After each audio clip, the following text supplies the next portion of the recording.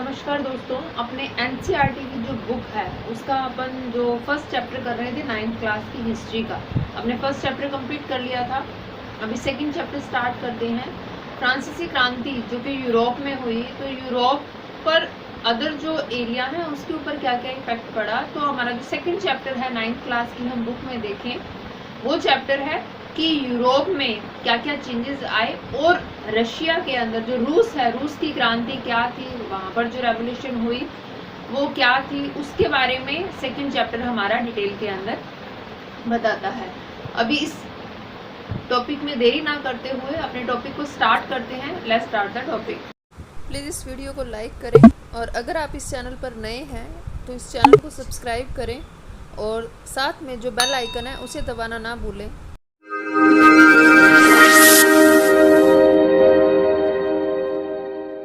Europe में हमारे chapter का नाम है सोशलिज्म इन यूरोप, यूरोप में राष्ट्रवाद एंड द रशियन रेवोल्यूशन और रूस की क्रांति, हमारे चैप्टर का ये नाम है। तो सबसे पहले तो यूरोप की बात करें तो अब जब 18वीं शताब्दी की बात होती है, 18th सेंचुरी की बात होती है, तो बात आती है यूरोप के अंदर फ्रांस की। तब फ्रांस की क्रांति हुई जो हमने फर्स्ट चैप्टर के अंदर रीड किया।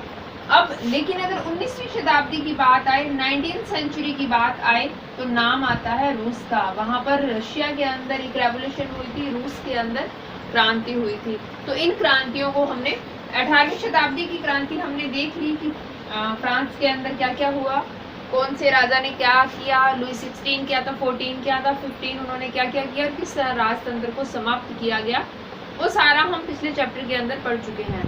इस चैप्टर में रशिया के अंदर क्या क्या हुआ, सबसे पहले यूरोप के अंदर क्या क्या चेंजेस आए उसके बारे में हम देखते हैं। यूरोप में क्या क्या चेंजेस थे, यूरोप में राष्ट्रवाद क्या था। देखो, यूरोप की बात करें तो उस टाइम वहां पर औद्योगिक क्रांति चल रही थी, इंडस्ट्रियल रेवोल्यूशन चल रही थी, इंडस्ट्रियल काफी चेंज आए थे। तो पूरा जो यूरोप था कहीं ना कहीं 3 कैटेगरी के अंदर डिवाइड हो गया था। पहली कैटेगरी थी रूढ़िवादी, जो प्राचीन चीजों को मानते हुए आ रहे हैं। दूसरे उदारवादी, जो कुछ उदार थे, मतलब ऑब्जर्व कर लेते थे बाकी डाटा को। और एक थे परिवर्तनवादी। अपने बात करें रूढ़िवादी की, मतलब जो पुराने तरीकों से ही, मतलब जो पुराना तरीका है राजतंत्र का, लाइक कि राजा का शासन अच्छा था, ऐसा था, उस चीज को मानकर चलते हैं। रूढ़ी जो प्राचीन समय से चलती आ रही हैं, परंपराएं जो प्राचीन समय से शासन चलता आ रहा है, वो उसी के ऊपर टिके हुए थे कि वही शासन अच्छा था, क्योंकि एक डिक्टेटरशिप होती है और उस डिक्टेटरशिप के डर से लोग काम करते हैं, लोगों के ऊपर बाउंडेशन की जा सकती है। रूढ़िवादी लोगों का ये मानना था। उदारवादी कहते थे राजतंत्र के समर्थक नहीं थे, ये कहते थे राजा का शासन नहीं होना चाहिए, कुछ चेंजेस होने चाहिए, हमारा वहां पर एक संविधान होना चाहिए, जो कि फ्रांस की क्रांति को आधार मानते हुए इन्होंने लिया था। इस संविधान को इन्होंने कहा था कि जैसे फ्रांस की क्रांति हुई 1791 में, आते आते जैसा कॉन्स्टिट्यूशन बन गया था फ्रांस की क्रांति के अंदर कि 3 पार्ट के अंदर डिवाइड कर दिया गया और वोटिंग राइट थी, वहां के जेंट्स थे, उनकी प्रधानता थी, वैसा शासन। ये उदारवादी कहते हैं कि राजतंत्र के समर्थक तो नहीं है, लेकिन कॉन्स्टिट्यूशन को हम मानने को तैयार हैं। मतलब जो हमारा कॉन्स्टिट्यूशन है उसको हम फॉलो करेंगे, जैसा फ्रांस की क्रांति से इंस्पायर थे ये। और फ्रांस की क्रांति के उपरांत जो शासन चला था, 3 पार्ट के अंदर पावर डिवाइड की गई थी, उसको शक्ति के पृथक्करण के सिद्धांत को ये मानकर चलते थे। तीसरे आते हैं परिवर्तनवादी। परिवर्तनवादी चाहते थे कि इस कॉन्स्टिट्यूशन के अंदर चेंजेस आए। क्या चेंजेस? महिलाओं के अधिकारों की भी बात करते थे ये,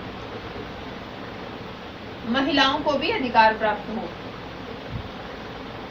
ये कहते थे महिलाओं को अधिकार प्राप्त हो, सबको वोटिंग राइट्स प्राप्त हो, सबको इक्वल समझा जाए, कुछ ही लोगों के पास पावर ना रहे, वो पावर बाय वोट सबके पास आए। तो इस चीज को, मतलब जैसे जैसे सिचुएशन चेंज आती जा रही है वैसे वैसे कॉन्स्टिट्यूशन के अंदर बदलाव होना चाहिए, फ्लेक्सिबिलिटी होनी चाहिए, एक लचीलापन होना चाहिए, ये परिवर्तनवादी मानते थे। तो पूरा यूरोप इस तरह के 3 तरह के लोगों के अंदर डिवाइड हो गया था। एक रूढ़िवादी थे, एक उदारवादी थे और एक परिवर्तनवादी थे। ये तीनों ही शासन को चलाने के लिए, अब ये तीनों देखो अलग अलग धाराओं के लोग थे। हालांकि ये जो था रूढ़िवादी, ये इन दोनों के अपोजिट था, इन दोनों के खिलाफ था। लेकिन ये जो थे कहीं ना कहीं एक दूसरे से मेल खाते थे, ये कुछ मानने को तैयार थे और ये चेंजेस चाहते थे, ये कहीं ना कहीं एक दूसरे से मेल खाते थे। लेकिन ये जो रूढ़िवादी समुदाय था ये एकदम परिवर्तित था, इन दोनों से एकदम अलग था। इन दोनों के मतलब ये दोनों जो उदारवादी लोग और परिवर्तनवादी लोग हैं वो रूढ़िवादी लोगों के अपोजिट थे। तो इस तरह कहीं ना कहीं फ्रांस के उस क्रांति के प्रभाव से पूरे यूरोप कुछ 3 पार्ट के अंदर डिवाइड हो गया और कहीं ना कहीं यूरोप के भीतर ही भीतर अलग अलग युद्ध होने लगे, गृह युद्ध स्टार्ट हो गए। जैसे रशिया के अंदर गृह युद्ध स्टार्ट हो गए, फ्रांस के अंदर, मतलब हर यूरोप की जितनी भी कंट्रीज हैं उनके अंदर तीनों कम्युनिटी के लोग रहने लगे। तीनों कम्युनिटी नहीं कह सकते, एक तरह का संप्रदाय फैल गया था। ये कि 3 टाइप्स के रूढ़िवादी संप्रदाय के हैं, उदारवादी संप्रदाय के हैं और परिवर्तनवादी संप्रदाय के हैं। तो 3 संप्रदाय के लोग अलग अलग हो गए थे और वो तीनों एक दूसरे की विचारधाराओं से मेल नहीं खाते थे। तो और रीजन क्या हुआ, वहां पर उस समय औद्योगिक क्रांति का विकास चल रहा था, कहीं ना कहीं औद्योगिक क्रांति चल रही थी। तो औद्योगिक क्रांति जो थी मतलब उद्योगों का वहां पर विकास हो रहा था और ये जो उद्योगों का विकास हो रहा था ये कुछ ही लोगों के हाथ में सत्ता थी, जो पूंजीपति थे वहां के, उन लोगों के हाथ में इसकी पावर थी। ये जो पावर जैसे ही उन लोगों के हाथ में रही तो कहीं ना कहीं यहाँ पर जो मजदूर वर्ग था उसका शोषण हो रहा था और उस मजदूर वर्ग ने अपना एक अलग समुदाय बनाया, एक ग्रुप बनाया। कहीं ना कहीं ये यूरोप की ये जो स्थितियां थी रेवोल्यूशन को खुद इनवाइट कर रही थी, एक क्रांति को खुद इनवाइट कर रही थी। अभी रूस की हम बात करेंगे तो रूस के अंदर भी राजतंत्र ही चल रहा था।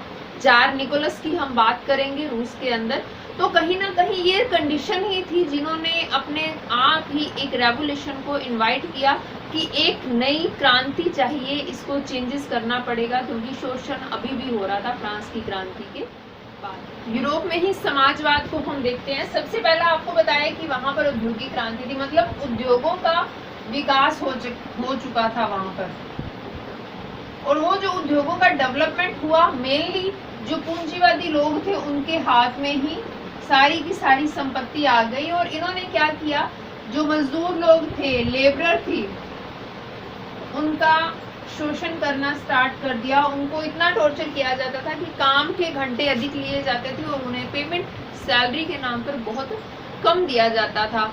कहीं ना कहीं ये चीजें भी रेवोल्यूशन को इनवाइट करेंगी। सेकंड हम देखें यूरोप में समाजवाद का आना, यहाँ पर सोशलिज्म का आना, यूरोप के अंदर सोशलिज्म का आना कहीं ना कहीं एक रेवोल्यूशन को इनवाइट करता है। सोशलिज्म क्या होता है, जहाँ पर किसी प्रकार का कोई भेदभाव ना हो, पूंजीपति और जो मजदूर वर्ग है उनको इक्वल समझा जाए उनके बीच में। इसके लिए कार्ल मार्क्स ने काफी प्रयास किए, उनकी बुक भी हम वर्ग संघर्ष पढ़ते हैं, सोशियोलॉजी जब हम पढ़ते हैं तो उसके अंदर वर्ग संघर्ष के बारे में हम रीड करते हैं।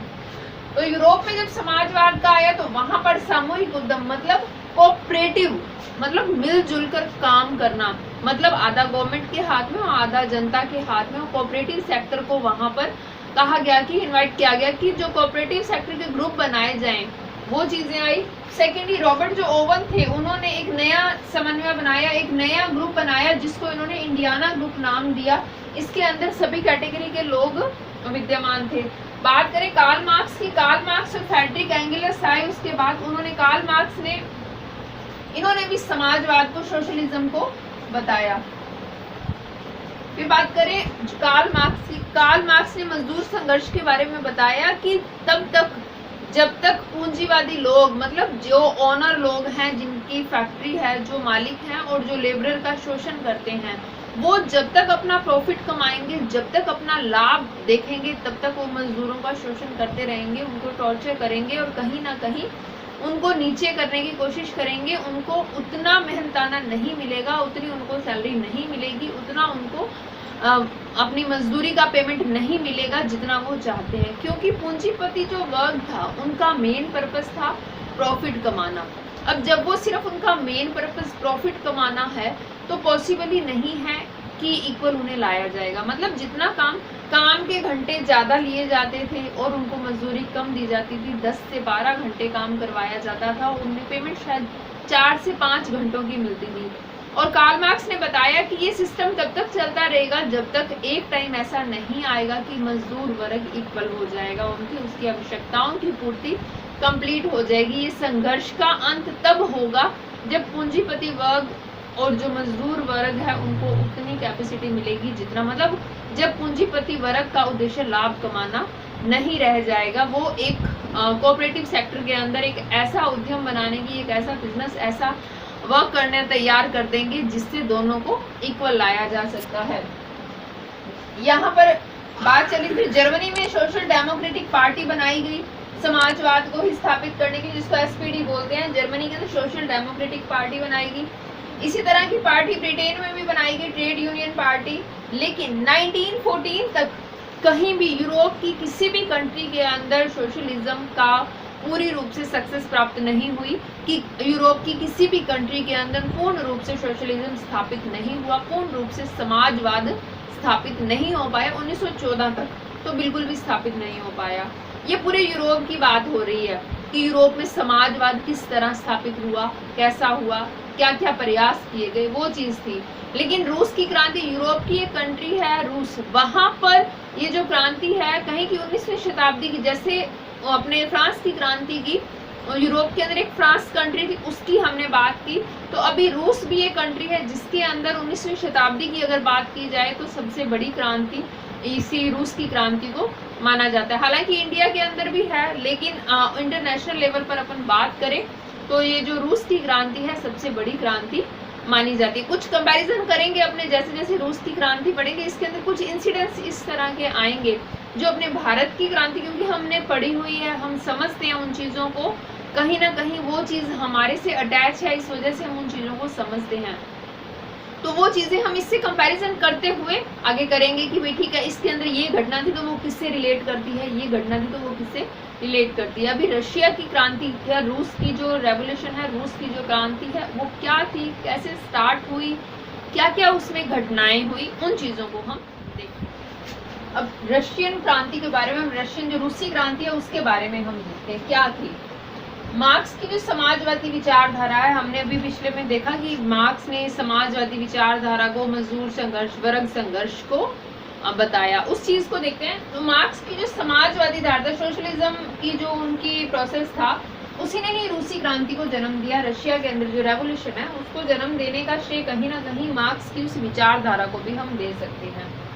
1917 के बाद समाजवाद की अवधारणा, ये जो सोशलिज्म का जो प्रोसेस था, ये जो इसकी फीलिंग थी वो इतनी ज़्यादा स्ट्रॉन्ग हो चुका था, ये सोशलिज्म इतना ज़्यादा स्ट्रॉन्ग हो चुका था कि पूरे के पूरे यूरोप में फैल चुका था और यूरोप से बाहर की कंट्रीज के अंदर भी फैल चुका था। तो काफ़ी स्ट्रॉन्ग इफेक्ट आने लग गया था इस सोशलिज्म का। हर कोई चाहता था कि राजतंत्र खत्म हो जाए और कहीं ना कहीं समाजवाद हमारी कम्युनिटी के अंदर आ जाए, हमारी सोसाइटी के अंदर आ जाए और हमारे जो देश है वहाँ पर समाजवाद की स्थापना हो जाए। इसके अंतर्गत रूस क्रांति के जो जनक कहा जाते हैं वो व्लादिमीर लेनिन को कहा जाता है। लेनिन का नाम जरूर आप याद रखना, रूस क्रांति के जनक कहा जाता है। अब ये लेनिन कौन थे, सबसे पहले इसके बारे में बात करते हैं। ये लेनिन कहीं ना कहीं रॉबिन हुड उसको हम कह सकते हैं। रॉबिन हुड का नाम सुना होगा, जो अमीरों से लेकर गरीबों को दे देता था, लाइक दिस। मतलब ऐसा नहीं था, लेकिन इस तरह की ही पर्सनैलिटी थी उनकी कि भाई ठीक है, इस तरह का ही वो काम करते थे, राजतंत्र के खिलाफ थे। ये दो टर्न आउट आए इनकी लाइफ के अंदर, क्यों ये इस तरह के बने, कुछ दो घटनाएं थी जिसकी वजह से ये इस तरह के आगे, और इन्होंने रशियन रेवोल्यूशन को कहीं ना कहीं एक सुंदर सा ढांचा दिया और एक ढांचा तैयार किया जिससे रशियन रेवोल्यूशन जो रूस की क्रांति है वो आगे की ओर ग्रोथ की, आगे की ओर बढ़ी। वो दो मेन रीजन हम देखें। पहला रीजन तो आ जाता है 1887 के अंदर जार निकोलस। अभी हम जब रूस की क्रांति पूरी डिटेल से पढ़ेंगे तो वहां पर राजा था, राजा का शासन चलता था जार निकोलस। तो उस राजा का जो जार निकोलस का शासन था 1887 के अंदर, तो उस टाइम वहां पर प्रोटेस्टेंट विद्रोह चल रहा था। धर्म से रिलेटेड ये विद्रोह था, प्रोटेस्टेंट और कैथोलिक दो अलग अलग डिवाइड कर दिए गए थे धर्म को, तो उससे रिलेटेड विद्रोह चल रहा था। दो प्रोटेस्टेंट विद्रोह चल रहा था, उसके अंतर्गत जो ब्रदरहुड, उनके ब्रदरहुड थे, उनको फांसी की सजा दे दी गई थी। उनके भाईचारे के जो लोग थे उनको फांसी की सजा दी गई थी। तभी उन्होंने एक शपथ ले ली, एक कसम खा ली, एक ओथ ले ली कि भाई ठीक है, अब इस राजतंत्र को खत्म करना जरूरी है, इस शासन को खत्म करना जरूरी है। सेकेंड आई 1905 की क्रांति, वो भी रशियन क्रांति का ही एक पार्ट है। जैसे इंडिया के अंदर हम बात करें, जो 1857 का विद्रोह हुआ था, 1947 के अंदर इंडिया फ्री हुआ, उसी तरह वहाँ पर बात करेंगे रशिया की, तो 1857 की जो क्रांति थी उसी तरह की एक क्रांति 1905 के अंदर रूस के अंदर भी हुई। तो कहीं ना कहीं वो एक छोटे रूप में, हालांकि वो क्रांति फेल होगी जिस तरह हमारे यहाँ 1857 की क्रांति फेल हो गई थी कुछ कमियों के कारण, तो 1905 की क्रांति भी वहाँ फेल हो गई। तब लेनिन ने ये बीड़ा उठाया कि अब इस राजतंत्र को खत्म करना ही पड़ेगा। तो उन्होंने कहीं ना कहीं इस तरह धीरे धीरे करते हुए लोगों को उत्साहित किया, और उसी तरह जिस तरह 1857 की क्रांति फेल होने पर हमारे यहाँ के क्रांतिकारियों ने आगे की ओर कदम बढ़ाया, तो उसी तरह लेनिन ने भी अपने साथ कुछ क्रांतिकारियों को लेकर, कुछ योद्धाओं को लेकर अपनी क्रांति को आगे की ओर बढ़ाया। तो ये दो टर्निंग पॉइंट थे उनकी लाइफ के, कि वहां से उन्होंने टर्न करके इस रूसी क्रांति के 1917 की जो रूसी की क्रांति हुई, रशिया में जो रेवोल्यूशन हुआ, उस क्रांति के ये जनक कहलाए। दो टर्निंग पॉइंट याद रखना।